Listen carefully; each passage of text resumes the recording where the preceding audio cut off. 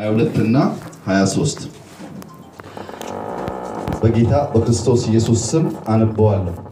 ከማናቸውም አይነት ክፉ ነገር ራቁ።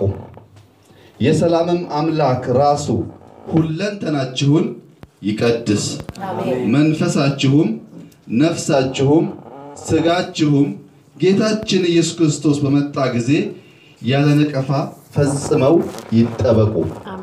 አሜን አሜን። አጭር ጸሎት እንጸልያለን እንደቆማችሁ።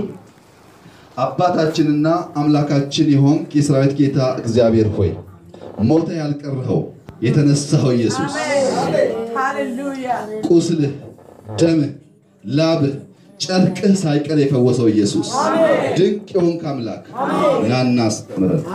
አሽትቼሃለሁ ባሸተትኩ ልክ ቃልህን ልቀቅ፣ መንፈስህን ልቀቅ፣ ህዝብህን ጎብኝ፣ ተገናኘን። በቆይታችን ሁሉ ያንተ ሐሳብና ፈቃድ ብቻ ይሁን። ኢየሱስ ክርስቶስ ስም አሜን። እንድንማር የምፈልገው ሐሳብ ሰው ባዲ ሶል ስፒሪት ወይም መንፈስም ነፍስም ገላም ያለው ሰው መሆኑን ለማሳየት ነው። ጠፍተው ነገር ይሄ ሐሳብ ለምን አስፈለገ ያላችሁኝ እንደሆነ በከተማ ውስጥ በጣም አሳሳች የሆኑ ነገሮች በስተዋል። መንፈሳዊ የሆነውን ሰው መንፈስ ነው የሚሉ ሰዎች በስተዋል። መንፈስ ነው የሚሉ ሰዎች ያስተምሯቸው ሳይሆን የሚያስፈራው ከአስተምሮ ጀርባ ያለው ሐሳብ ስለሆነ ትንሽ ዘርዘር አድርገን እናያለን። ለዛሬ ዋና ዋና ሐሳቦቹን ካየን በኋላ በሚቀጥለው ሳምንት እየገባን እንሄዳለን። እንግዲህ የዚህ ትምህርት አስፈላጊነት በአብ በወልድ በመንፈስ ቅዱስ እያጠመቃችሁ እያስተማራችሁ ደቀ መዝሙሬ አድርጓችሁ ይላል የእግዚአብሔር ቃል ሲናገር። እያስተማራችሁ ደቀ መዝሙሬ አድርጓቸው የሚለው ካለ ትምህርት ደቀ መዝሙር መሆን አይቻልም። ትምህርት በጣም አስፈላጊ ነገር ነው። በአንደኛው ክፍለ ዘመን ክርስትናን በጣም የተፈታተነው ነገር የግሪክ ፍልስፍና ነበር። የግሪክ ፍልስፍና በከፍተኛ ደረጃ ክርስትናን ተጭኖት ነበር። አሁን ደግሞ ፓራሳይኮሎጂ የሚባል ግማሽ ሳይንስ ክርስትናን በጣም ተጭኖታል። አዲስ አበባ ውስጥ ፓራሳይኮሎጂ ማለት ሰው ከአምስቱ ህዋስ ውጪ ስድስተኛ ህዋስ አለው። ይሄንን ግድግዳ ሰንጥቆ መሄድ ይችላል፣ በአንድ ጊዜ ብዙ ቦታ መገኘት ይችላል የሚል ሐሳብ በውስጡ የያዘ ሳይንስ ነው። ወደኛ ሲመጣ መጽሐፍ ቅዱስ ላይ ያለውን ሐሳብ ብቻ ብንወስድ በቂ ሆኖ ሳለ ግን ሰዎች ሳያውቁ ያወቁ እየመሰላቸው ስለሚያስቱ እሱን ነው እንድናይ የምፈልገው። እንግዲህ የዚህ ትምህርት ሐሳብ ምንድነው? መጀመሪያ ዲያብሎስ ከመውደቁ በፊት የመውደቁ ምክንያት እግዚአብሔርን ለመተካከል የነበረው ፍላጎት ታውቁታላችሁ። ሐሳቡ ወደቀ። ሁለተኛ እባቡ አዳምና ሔዋንን ሲያስት የተጠቀመው ቃል ዘፍጥረት 3 4 እና 5 ላይ ያለው እባቡም ለሴቲቱ አላት ሞትን አትሞቱም፣ ከእርሷ በበላችሁ ቀን ዓይናችሁ እንደሚከፈት እግዚአብሔር መልካምና ክፉን የምታውቁ እንድትሆኑ ስለሚያውቅ ነው እንጂ አትሞቱም ብሎ አሳታቸው። ልክ እንደ እግዚአብሔር ክፉና ደግ የምታውቁበትን ስልጣን የምታውቁበትን ድልድይ የምታጎናጽፋችሁ እቺ ተክል ናት በሚል ምን ለመሆን ልክ እንደ እግዚአብሔር ለማወቅ። ሁለተኛ ውድቀት። ያ እባብ አሁን ዘንዶ ሆኗል። አድጎ አብጦ ዘንዶ ሆኗል። አሁን ሰዎች ካለምንም ፍራቻ ካለምንም ሰቀቀን ካለምንም ችግር ኢየሱስ ያለው ቅድስና እኔ ያለኝ ብሎ ፑልፔት ላይ ቆማ ያስተምራሉ። ያስደነግጣል። እኔ በተወለድኩበት ከተማ ቤተክርስቲያን የለም። ቤተክርስቲያን የሚባል ነገር የለም። መድኃኔዓለም ገብርኤል የሚባል ነገር ሰምቻለሁ። አራተኛ ክፍል ሲሆን ለመጀመሪያ ጊዜ አንድ የኛ መንደር ልጅ ከተማ ሄድና ገጠር ስለሆነ የኛ ክረምት ቆይቶ ሲመለስ እንግሊዘኛ ተምሮ መጣ። ልጁ ኢብራሂም ይባላል። ተምሮ የመጣው እንግሊዘኛ ደግሞ ጂሰስ ኢዝ ሎርድ የሚል ነው እና ኳስ ስንጫወት ጎል ሲገባ ጂሰስ ኢዝ ሎርድ ይላል። ሲገጭም ይሄንን ይደግማል። እኛ እንግሊዘኛውን መማር ስለምንፈልግ ሰማን። ይሰትን አናቅም፣ ሎርድም አናቅም፣ ኢዝንም አናቅም። ግን እንግሊዘኛ ተማር። ልጁ ኢብራሂም ይባላል። ያን ዘርዘራ እኔም ማሳድደው ጌታ እንደ ጳውሎስ በመጨረሻም ወርሶኝ ዛሬ የሱን እውነት ለመግለጥ እድል ሰጠኝ። ይሄ ልጅ ከጥቂት ዓመታት በፊት በጣም ታሞ አገር ቤት ሲሄድ አገኘሁትና ይዤው መጣሁ ላሳክመው። አሳክሜው ዘመድ ስላልሆነ ብዙ ሰዎች ገረማቸው። እንዴት ነው እንዲህ ልታሳክመው የቻልከው አሉ። ልጁ HIV ተይዞ ግን በሽታውን ሳያቅ ረጅም ጊዜ ተጎድቶ ነበር። እዚህ መጥቶ ተመርምሮ መድኃኒት ወስዶ ተሽሎት ስመልሰው ለምን ወሰድከው አሉኝ። እሱ አያውቀውም እንጂ የእውነትን መንገድ የሰበከኝ ያስተማረኝ እሱ ነው እና በዚህ ውለታው አይከፈልም በሚል ነው። መጀመሪያ የምጀምረው ሐሳብ እዚህ ጋር እንዳያችሁት ፍጡር ፈጣሪውን አይተካከልም። ሁል ጊዜ ፍጡር ከፈጣሪው ለመተካከል ሲሞክር ውድቀት ያመጣል። ይሄን ጀስት እንደ መግቢያ ብዙም ነካ አደርግላችኋለሁ። ኮምፒውተር በዓለም ላይ ከተፈጠሩ ድንቅ ነገሮች ሁሉ ኮምፒውተርን የሚያክል የለም። ከመኪናም ከአውሮፕላንም ከቤትም ከሙዚቃ መሳሪያም ከሁሉም ኮምፒውተር ይበልጣል። ለምን ያላችሁ እንደሆነ ይሄ ኦርጋንም የኮምፒውተር ፓርት አለው። መኪናም አሁን ኮምፒውተራይዝድ ሆኗል። ካለ ሰው የሚነዳ መኪና አለ፣ ካለ ሰው የሚነዳ አውሮፕላን አለ፣ ካለ ሰው የሚከፈት በር አለ። ሁሉ ነገር ኮምፒውተራይዝድ ሆኗል። ያ ብቻ ሳይሆን በሶሻል ሚዲያ ያለው እድገት ክርስትናና እስልምና ላለፉት 2000 ሺህ ከምናምን ዓመታት በብዙ ሀብት በብዙ አደረጃጀት ዓለም ላይ ሁሉ ሲሰብኩ እስካሁን መድረስ የቻሉት 2 ቢሊዮን ህዝብ ብቻ። ሶሻል ሚዲያ ግን በ8 ዓመት 2.8 ቢሊዮን ህዝብ ደርሷል። በ8 ዓመት ክርስትና በሺህ ዓመት 1 ቢሊዮን ደረሰው።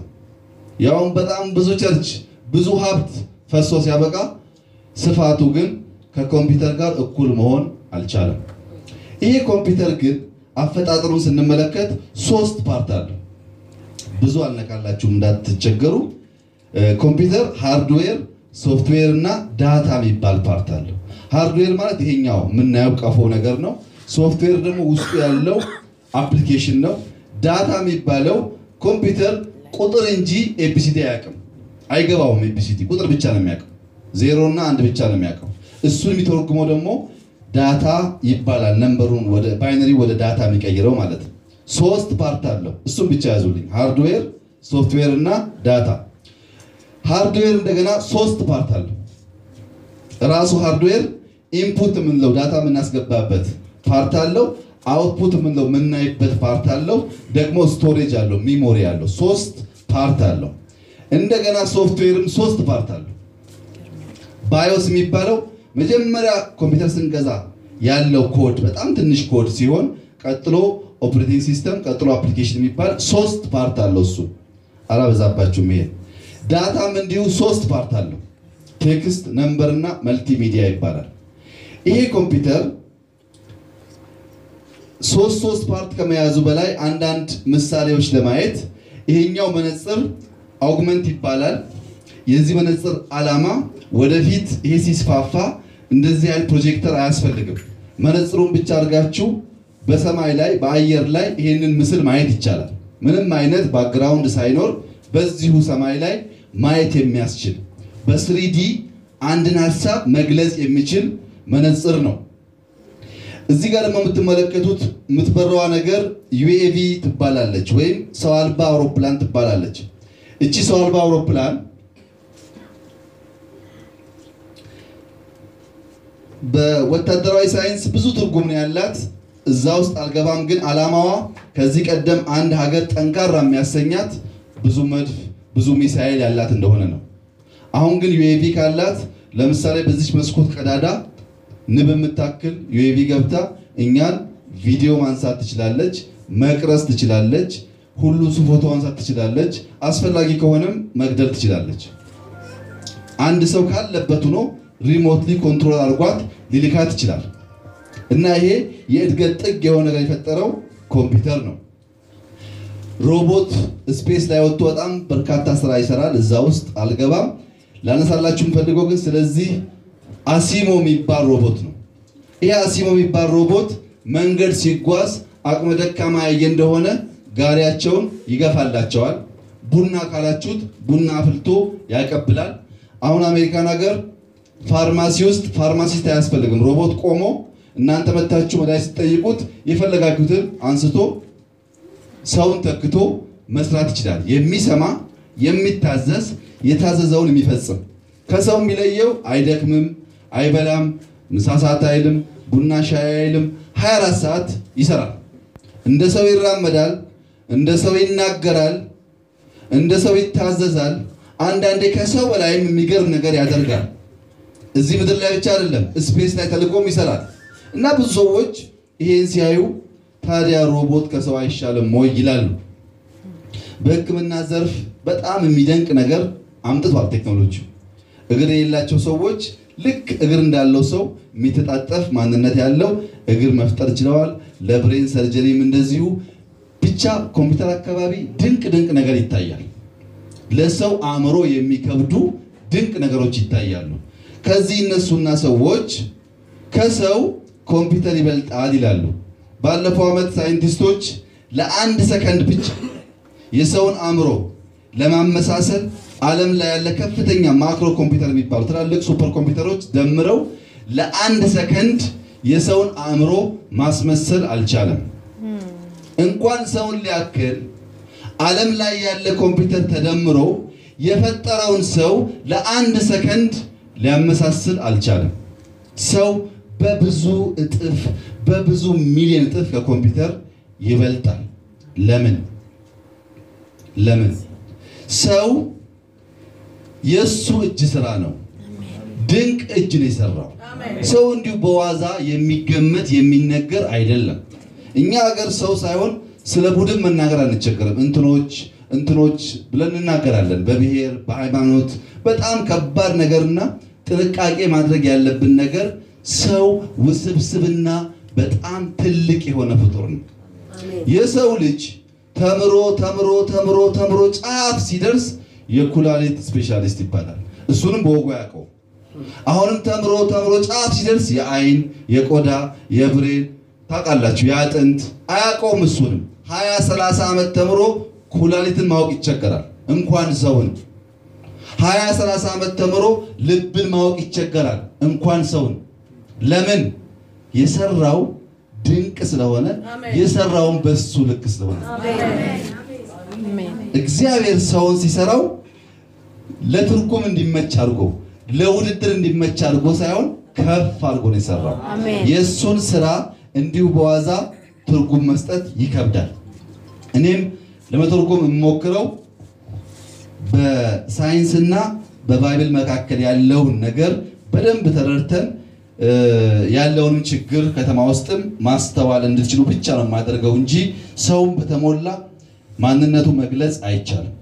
ይሁንና ሰውን በሚመለከት 3 እሳቤዎች አሉ። አንደኛው ሞኖይዝም ወይም አንድዮሽ ይባላል። ሁለተኛው ዱዋሊዝም ወይም ሁለትዮሽ ይባላል።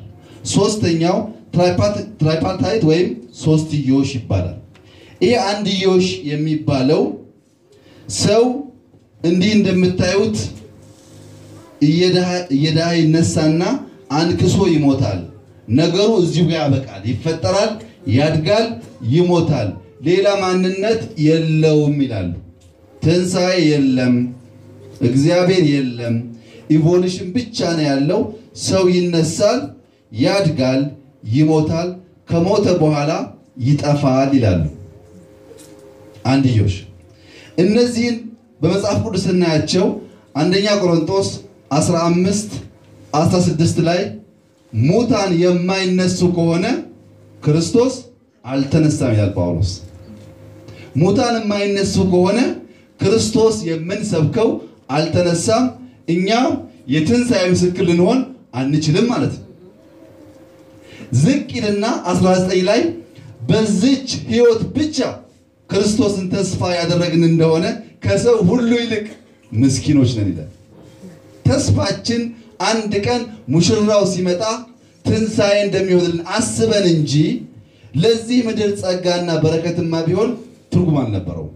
ተስፋችን ሲመጣ ሙሽራው ሲመጣ ትንሳኤውን ልናል ቅድም ተባለው ከቀኙ እንቆማለን ነው የሁላችን ተስፋ። ይሄ እውነት ነው ወይ ያላችሁኝ እንደሆነ ከእውነት በላይ ነው። አሜን። ከእውነት በላይ ነው። አሜን። ማቴዎስ 27:52ም በኋላ ታነቡታላችሁ።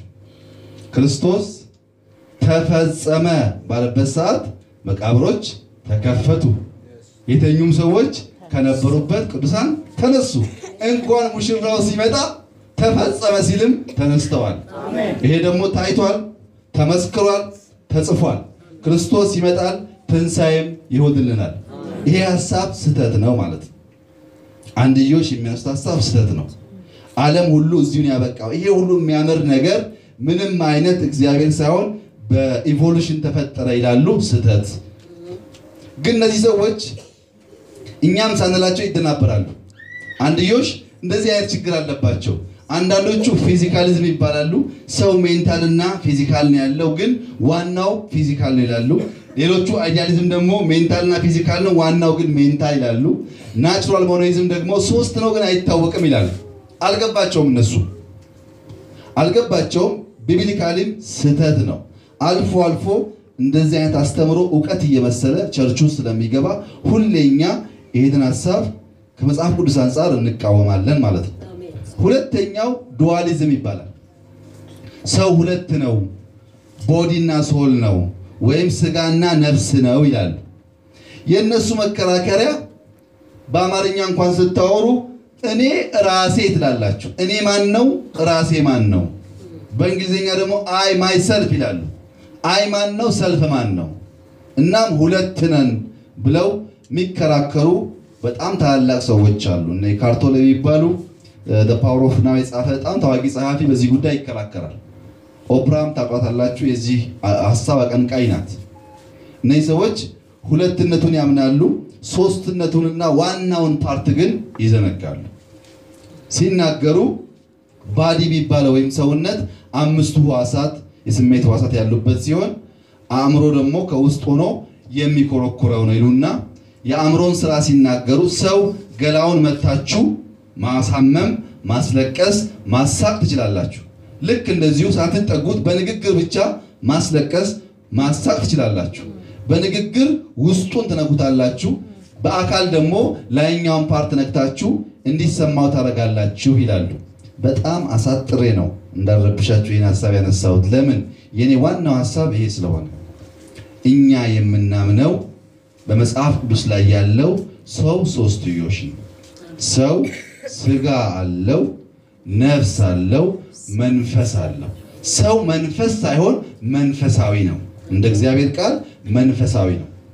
በነገራችን ላይ ከተማችን ውስጥ ሰው መንፈስ ነው የሚሉ ሰዎች መንፈስ ነህ ካሉ በኋላ የባንክ አካውንት አያስፈልግም፣ ቃል አውጣ፣ ፎቅ ትወስዳለህ ይላሉ። መንፈስ አያገባ፣ መንፈስ አይተኛ፣ መንፈስ አይርባው። መንፈስ ነህ ካልክ በኋላ ስለ ፎቅ መስበክን ምን አመጣው? መንፈስ ከሆንክ ስለ መንፈስ ነው መነጋገር ያለብን። እኛ ሰው አካል እንዳለው ስለምናቅ፣ አካሉም ትርጉም እንዳለው ስለምናቅ ያስፈልገዋል በምድር ሲኖር ብንሰብክ ያምርብናል። አካል አለው ስለምናምን። አካል የለው መንፈስ ነው የሚል ሰው ግን ስለ ፎቅ ቃል አውጣ፣ ስለ መኪና ቃል አውጣ ካለ ትልቅ ፋላሲ ያለ ማለት ነው። አልገባችሁ? እናንተ ስቁምታላ እዚህ ጋር ሐሳቡ በደንብ ይታያል። ውስጠኛው የሰው ማንነት ፔኑማ የሚባለው ስፕሪት ይባላል። ስፕሪት ማለት የሰው ውስጠኛው አካል ከእግዚአብሔር ጋር የሚያገናኘን ትልቁ ድልድይ ማለት ነው። እዛ ውስጥ ያለው እምነት ነው። እዛ ውስጥ ያለው ተስፋ ነው። እዛ ውስጥ ያለው ወርሺፕ ነው፣ አምልኮ ነው። አምልኮ ከእግዚአብሔር ሲሆን ቅድም ወንድሞች እንደጀመሩት አይታችሁ እንደሆነ ከእግዚአብሔር ሲሆን ያሰግዳል፣ ያስለቅሳል፣ ያንበረክካል። ከሰው ሲሆን ያዘልላል። ለምን መሰላችሁ? የአምልኮ ሚስጥር ያለው ከእግዚአብሔር ጋር መገናኛ ድልድይ ስለሆነ። በ1960ዎቹ አሜሪካ ውስጥ ትልቅ ችግር ነበር። 4 ታዋቂ ሰዎች ነበሩ። ፕሬዝዳንቱ ኬኔዲ ይባላል፣ ታዋቂ ሰው ነው። ማልኮም ኤክስ የሚባል ሰውዬ ደግሞ እስልምናን ይዞ ለጥቁር ሕዝብ የሚታገል ሰው አለ።